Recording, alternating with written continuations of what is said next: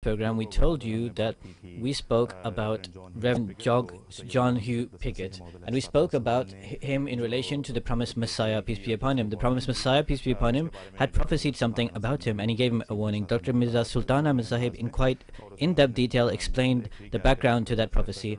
And as a recap, I would like to tell you that what he said last week. He said when the promised Messiah, peace be upon him, came to know that Reverend Piggot, who was a priest, he claimed to be God, he claimed to be divine, then the promised Messiah, peace be upon him, wrote a written warning to him and said that immediately recant your claim to be a divine or God. So what did we see after that? We saw after that, because of this warning, and also because of the pressure that was building from the press, and also the processions and other kind of protests that were occurring from Christians.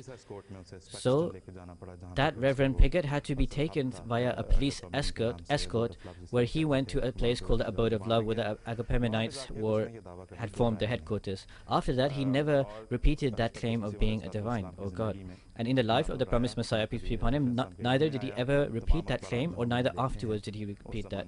If we look at all the newspapers at that time, if we look at all the letters and all the sermons that are available to us, you do not find anywhere, you do not even find a hint anywhere where he has again claimed to be a divine. Yes, he did claim to be the Messiah, but not to be a divine. So we will speak about this with relation to various archives and other information. About this, we spoke to Joshua Shoezo. Dr. Joshua Shoezo wrote a research in relation to his PhD. And about this, he wrote this about deluded inmates. He did an in-depth study about this, and he did this about John Hughes Piggot. So about this, he wrote this, and about this interview, what we spoke about this, a small segment of it we will repeat in this program, but the rest of that interview you will be able to read or watch on our YouTube site, youtube.com, rah-e-huda Archives 1. So we will not play the whole interview, we will play a part of the interview, and if you want to watch the remaining full segment of the interview, you can go to rah-e-huda Archives 1. At this time, we will play that related part of the interview which relates to Piggot.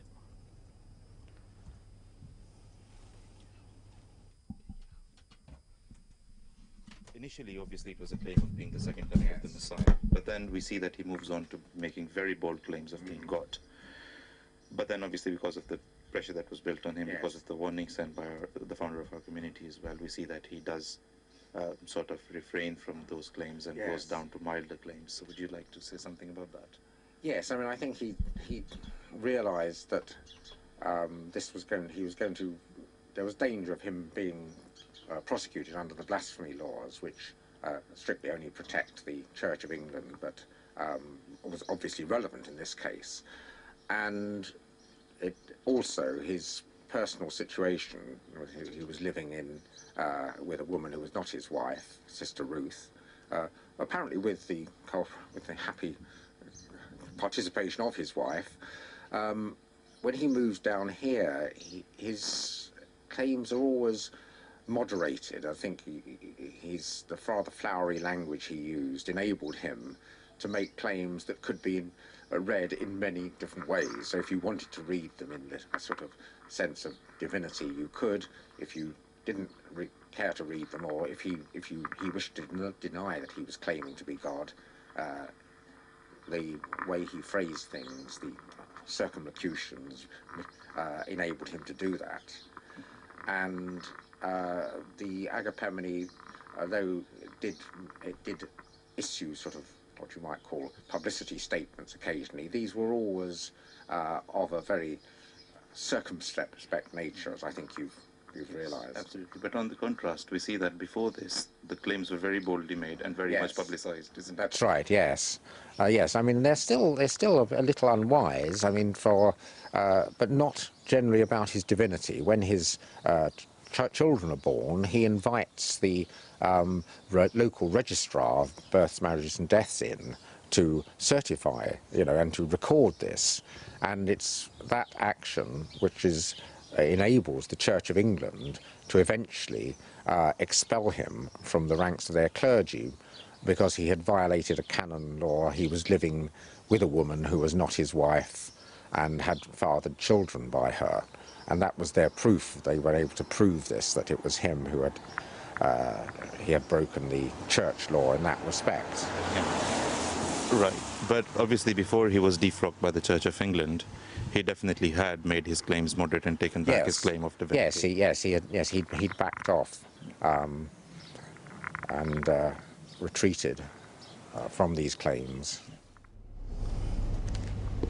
ये थे doctor Joshua शोएजो जो कि lecturer हैं who works at the University of West of England, and his detailed research regarding it. In light of that, he has explained some things in relation to Piggot, and he has said very plainly that that claim of being divine, he refrain from doing that afterwards. The opponents make attempts that they say that that claim of being Messiah was actually a claim of being God. But if this were correct, then why did he separately before claim to be God? Because that claim he made in the church is that God is not up there. And then he pointed to himself, he said God is here. So if he only came as a Messiah, if he only came as this perception of Messiah, then why did he need to separately claim to be God? So we just saw this interview, and other witnesses and researchers are also there, that he never repeated that claim to be divine. This is a very simple and very clear and very straightforward matter. I would like to present a reference with relation to this.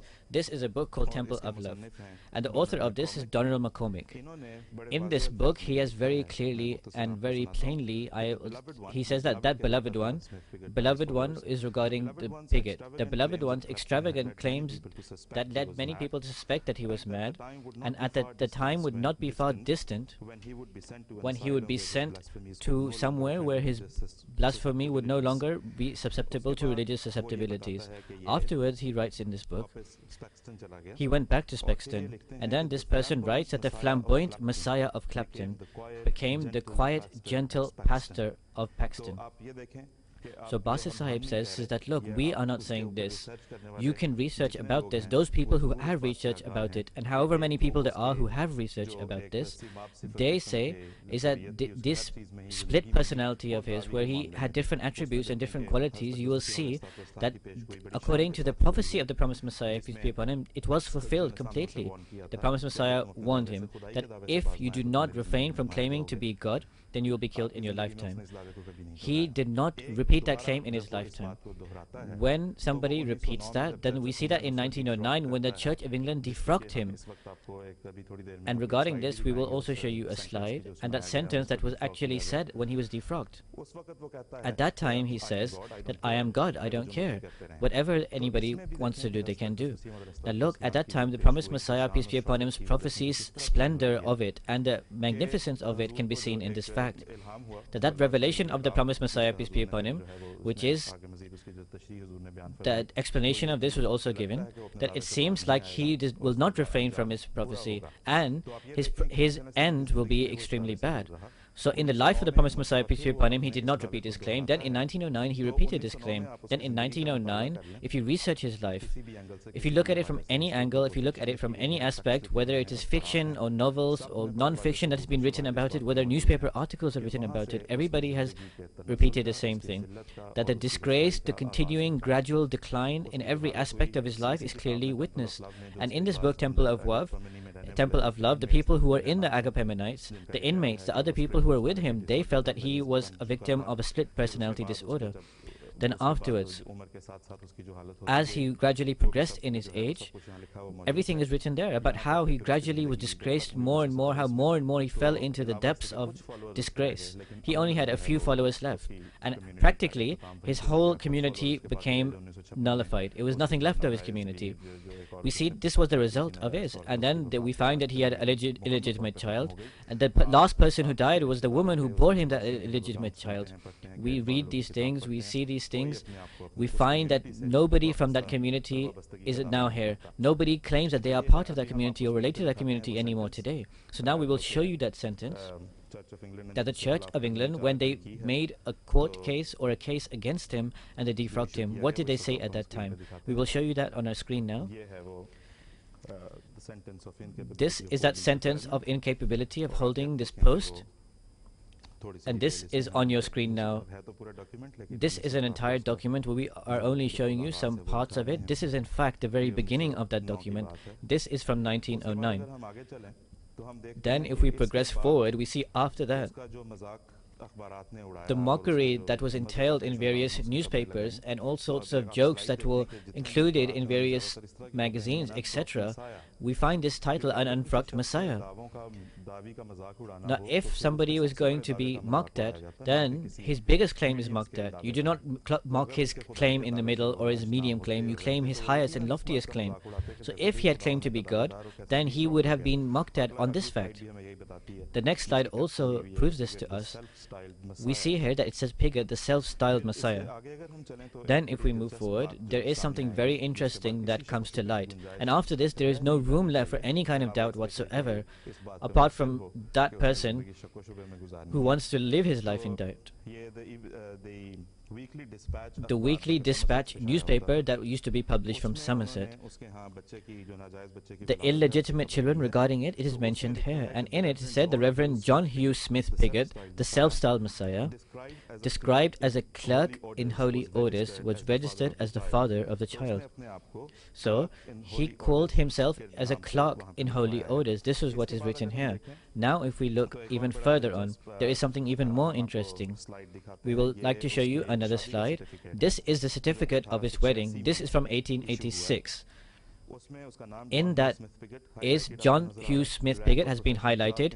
His profession is written as clerk in holy orders, and this is from 1886. That is also been highlighted on your screen.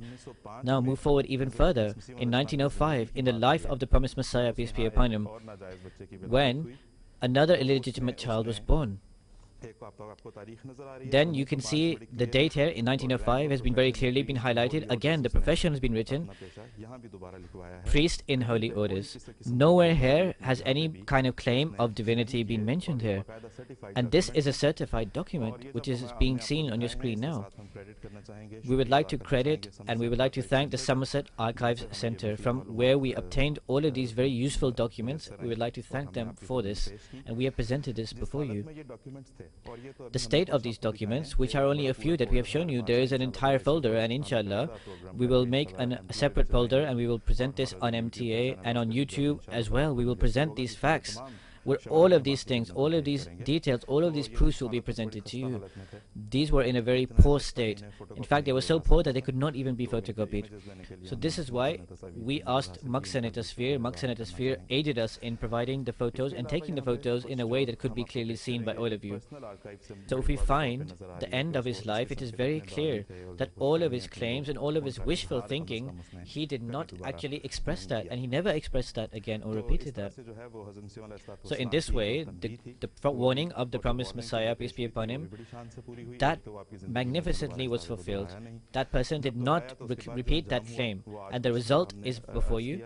We have mentioned it briefly today, the end of Piggot, and later on we will also again mention that. So the promised Messiah's prophecy and warning was magnificently fulfilled. Now we conclude this regarding Piggot. I would like to say to you again that a detailed program separately will be aired on MTA, because here in rah-e-huda there are many different issues which we want to discuss. There are also all sorts of topics that we need to talk about. So however much time we could give to this, we have given, and inshallah we have to speak about other subjects, but we will have a separate program where we will speak about Piggot. You can also go to rah-e-huda Archives 1 on YouTube.